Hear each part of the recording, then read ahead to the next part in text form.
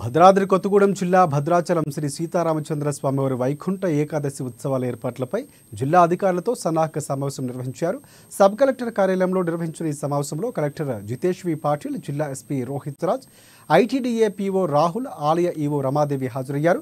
వచ్చే జనవరి 9, 10 తేదీల్లో అంగరంగ వైభవంగా జరగనున్న వైకుంఠ ఏకాదశి ఉత్సవాలకు హాజరయ్యే భక్తులు ఎటువంటి అసౌకర్యం కలగకుండా చూసుకోవాలని కలెక్టర్ ఆదేశాలు జారీ చేశారు.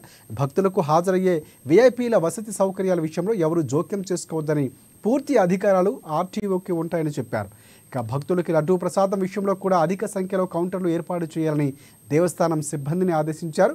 ఇచ్చిన సూచనలు పాటించని సిబ్బందిపై కఠిన చర్యలు తీసుకుంటామని జిల్లా కలెక్టర్ హెచ్చరించారు.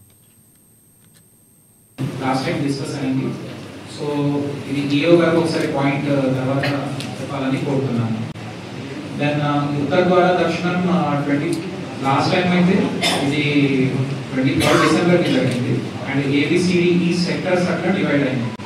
సో ఈసారి ఎన్ని సెక్టర్స్ చేస్తున్నారు ఒకసారి చూడండి. ఎన్ని సెక్టర్స్ చేస్తున్నారు? సో సెక్టర్స్ ఈ వరకు ఉంటాయి.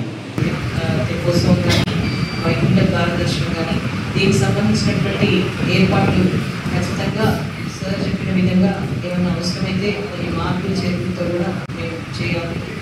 ఖచ్చితంగా వచ్చే భక్తులకి ఇన్కన్వీనియన్స్ లేకుండా. మనందరికీ తెలుసు వైకుంఠ ఏకాదశిలో ముఖ్యమైనటువంటి 9th, 10th జనవరి 9th జనవరి రోజు తెప్పోత్సవానికి సంబంధించి మనం గోదావరి ఒడ్డును జరుపుకుంటాము. దానికి సంబంధించి ఖచ్చితంగా టైం ఫాలో అవుతూ అక్కడికి ప్రొసెషన్తో వెళ్ళి మనం తెప్ప మీద దానికి సంబంధించినటువంటి అన్ని డిపార్ట్మెంట్స్ కూడా మేము ఇప్పటికే కరెస్పాండెన్స్ చేయడం జరిగింది. లాస్ట్ టైం డిస్కస్ అయింది. సో